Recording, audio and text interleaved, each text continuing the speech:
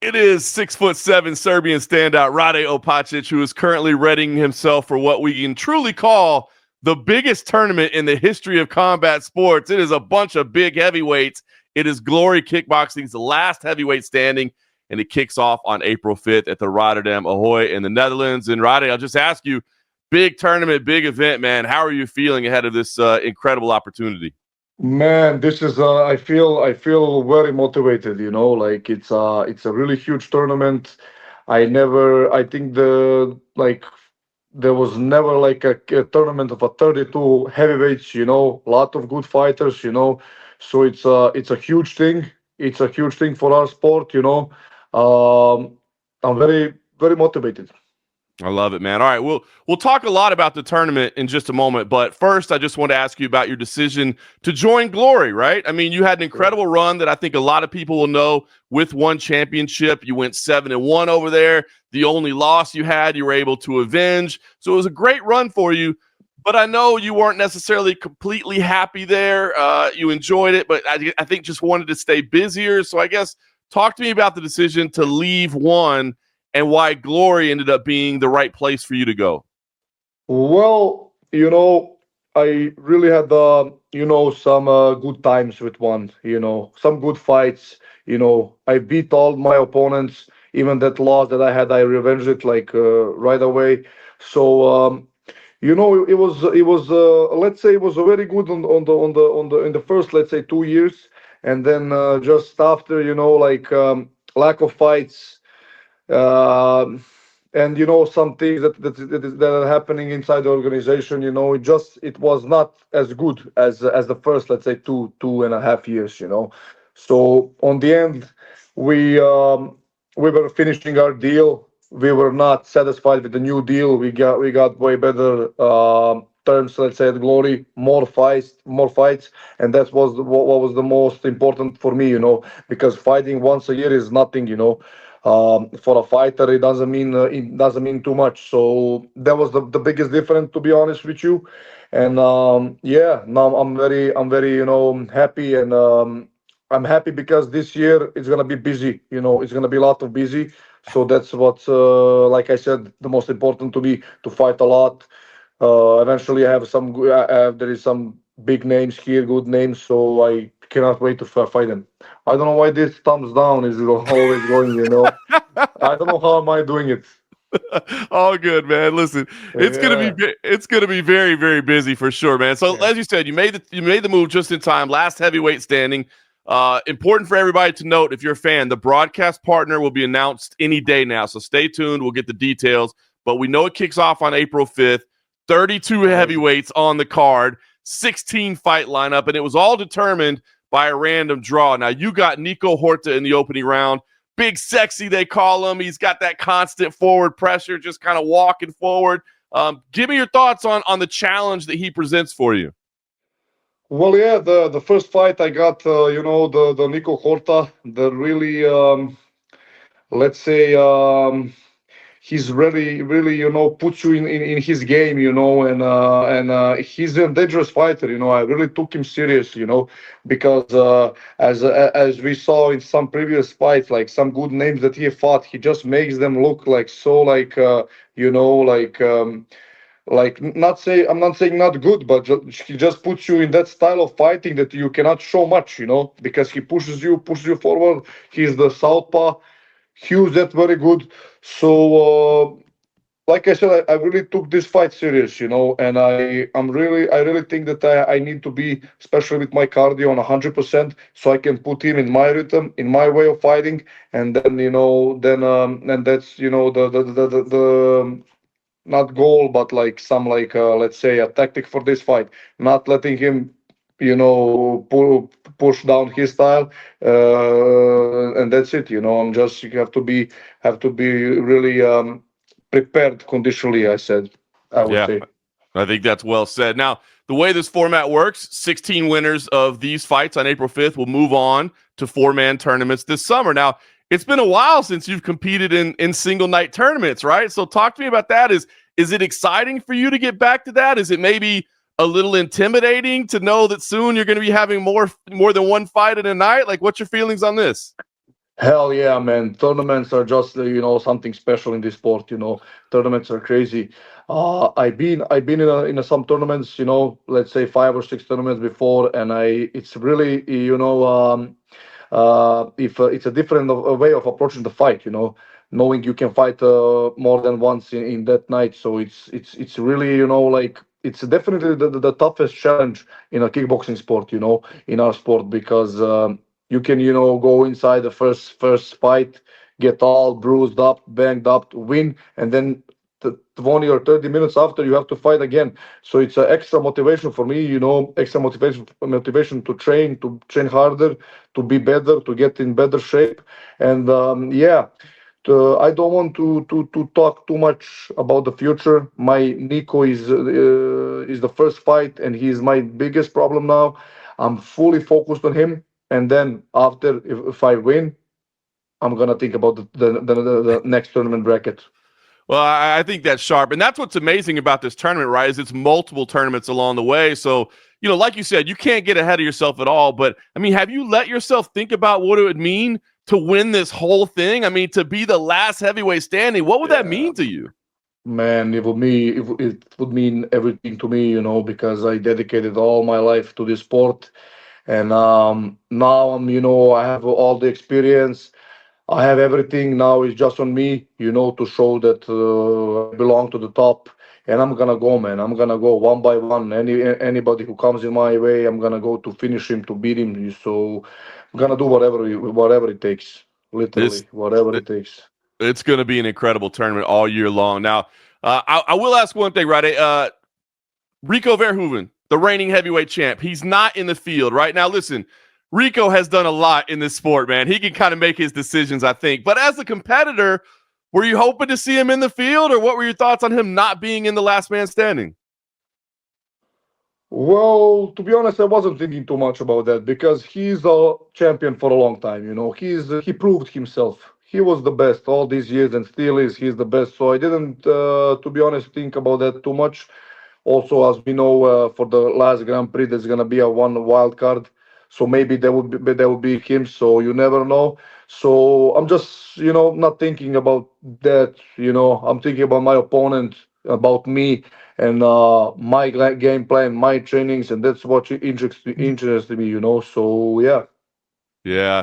For what he's accomplished, he certainly has the right to sit out. But I will say, I'd like to see him as a wild card there at the end, right? I mean, certainly he'd want to be involved Yeah, in this thing. man. Yeah, he was in the last tournament. He won. He proved, like I said, that he's the best. So yeah, man. It's but this time, this is gonna be a really fun year, I would say, Yeah, it is. I think just when it when it for comes the to the whole race. sport, man, for the whole sport, I think Yep. it's just going to be amazing the matchups we're going to see. I will say one name that I've heard that maybe you might like to see added at some point is Antonio Plazibat. I mean, massive implications in the region, of course.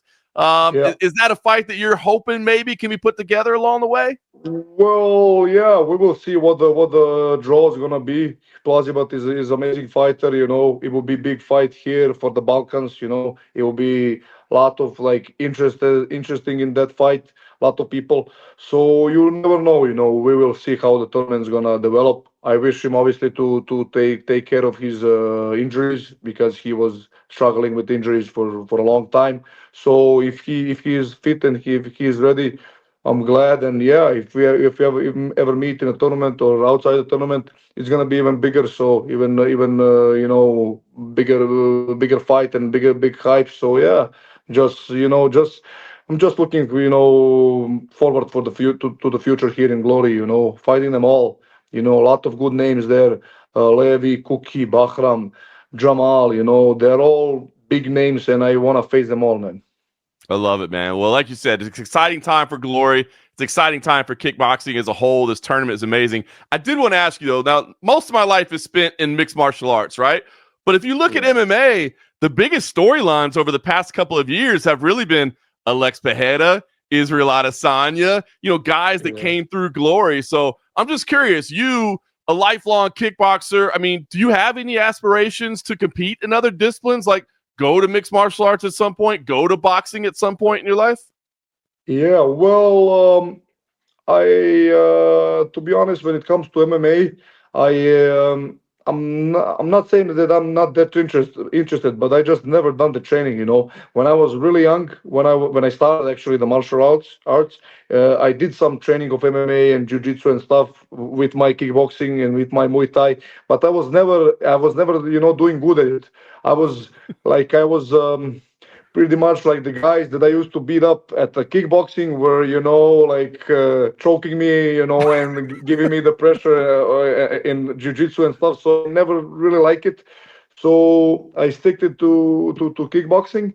And yeah, if like for some time, let's say 2 or 3 last years, I've been sparring really a lot with the boxers, with the really good boxers on a high level. Even last month I was in Dubai for a training with Lorenz Okoli. He's the number one WBC contender, and we're doing very good sparrings. So I think if I would. Let's say in some future, if I have to do a like a transition, it would rather be boxing than MMA, because I see I do good there, but I have a lot of things to do in kickboxing and glory. So yeah, now sticking to the glory and the tournament. Yeah, definitely not the time to be thinking about other stuff. Maybe down the road a little Yeah, bit. You know, yeah, you talk about that crossover. What do you think? What if Francis Ngannou? I mean, look, he's looking for things to do right now. He's obviously got insane punching power. What do you think about yeah, would he? How do you think he would fare if he joined this tournament? I mean, he's got insane power, but you go to the bigger gloves. We think of him as a puncher, not a yeah. kicker so much. Do you think Francis Ngannou could have success in glory? Well, he's a good striker when it comes to MMA, but kickboxing is just a different sport. I would tell him to stay to stick with his own sport. So yeah, just kickboxing is different, the pace and everything, and yeah, even the bigger gloves is has his own style of fighting. It's not the same as the small gloves. So yeah, it's just different. That's fair I enough. think none of the other athletes, let's say fight athletes, would stand with us kickboxer in our sport. Wow, but listen, it's true. What do you think the biggest difference is? You said it, kind of the pace, the style. Like, what do you think the biggest challenge is to get to that elite level of kickboxing? If you're coming from maybe mixed martial arts or boxing, what is the biggest difference that you see? Well, I think everything. We are really like tough. We kick a lot. We kick a lot. We have really strong like body when it comes to that. It's just different. Different the stance, different everything. Um, as I see when I'm training with guys from other sports, we are much more tougher. Oh, and yeah, obviously it's not just about the strength, but it's just we are like we can take a lot, even with kicks or punches or everything, and we still stand there and go for it, push forward and push that pace.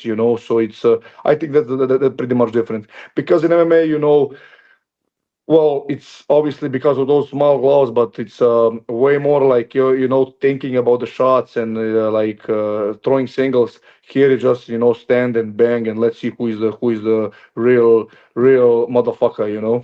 I love it. Well said, man. Like, Yeah, this is going to be exciting. I think if people haven't been watching kickboxing, this is going to be a great time to tune in, man, because we're going to see great matchups all year long, all building toward this one spot. So, listen, I know you obviously represent Serbia. Obviously, you're a proud Serbian. When you go in there, do you feel like you're waving the Canadian flag at all as well? I mean, you spend a lot of time there. Do you feel like you rep Canada as all? well, to be honest, no, because I was there for let's say 3 years of my life. I was living there, and I really had a good time. I started training there. I started training at good gym with Coach Krualin. He's a real master of stand-up fighting. So I was happy that I had a good school there. And I started learning good right away. But I'm Serbian. I feel Serbian, and I would represent just one country. So yeah, Canada was good, but it was just like a 3 years trip there. So yeah, Oh, fair enough, man. Completely understand. Well, Rade, I, yeah, I really appreciate the time, man. Like I said, I'm looking forward to this. I mean, a massive year-long event. More details to come, But for fans out there, mark your calendars. April 5th is when it gets started, and there'll be more information at glorykickboxing.com. Rade, last thing I'll ask you, man, if maybe people are new to the kickboxing world, like, right, they haven't been paying attention, why would you tell them, hey, this is the time, tune in, watch Last Man Standing? Man, if you are not into the combat sport, this is gonna be one of the biggest events ever. 32 heavyweights. There is gonna be a lot of action, a lot of knockouts, a lot of brutal styles of fighting. So make sure you guys tune in.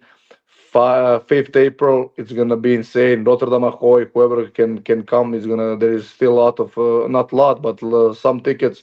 So this is not to be missed. I'm telling you, man. If you like combat sports, you like knockouts, and you like heavyweights, and you like striking, this is all of that together, man. This is gonna be a can't miss tournament.